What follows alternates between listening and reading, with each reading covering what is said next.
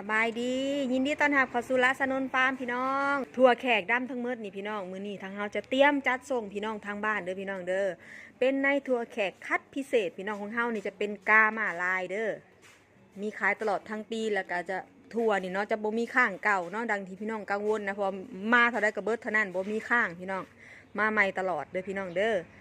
เปอร์เซ็นต์การงอกจะดีหลายและทั่วแขกดำพม่าเนี่ยเหมาะกับการปลูกถั่วงอกพี่น้องเห็นให้น้ำหนักมันดีแล้วก็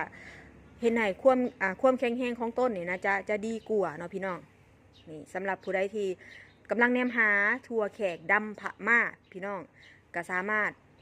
ทักถามหรือสั่งกับทางละสนนฟาร์มได้เด้อพี่น้องเด้อนอกจากจะมีในถั่วแขกดำพม่าแล้วทางเฮาก็ยังมีนี่เลยพี่น้องทางเฮายังมีทั้งปลูกถั่วงอกพี่น้องระบบน้ำบนอัตโนมัติเด้อพี่น้องเด้อซอยให้พี่น้องนี่จัดการง่ายแล้วก็บ่เสียเวลาในการโพดน้ำพี่น้องนี่ในทางเฮาก็จะเจ้าหู้ให้เรียบร้อยพี่น้องเอาไปนี่คือไปตั้งมุมใดที่พี่น้องคิดว่าเหมาะสมก็สามารถปลูกถั่วงอกได้แบบง่ายๆพี่น้องสามารถสร้างรายได้ให้กับครอบครัวเนาะพี่น้องทางเฮาก็ยังมีอาหารเสริมเก่าๆด้วยพี่น้อง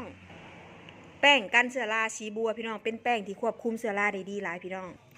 อาหารเสริมขวดเดียวจบพี่น้องตัดหากอ้วนยาวในขวดเดียวแล้วก็ยังมีโตเก่าด้วยพี่น้องสีแดงเฮาอันตัวนี้ไว้ตัดหากอันนี้เฮาจะเตรียมจัดส่งให้พี่น้องทางบ้านพี่น้อง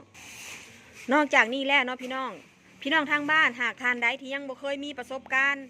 เกี่ยวกับการปลูกถั่วงอกบ่เคยฮู้เกี่ยวกับการปลูกถั่วงอกทางเฮาก็ยินดีเป็นพี่เลี้ยงให้พี่น้องจนเป็นดูแลตลอดอายุการใช้งานอุปกรณ์หรือ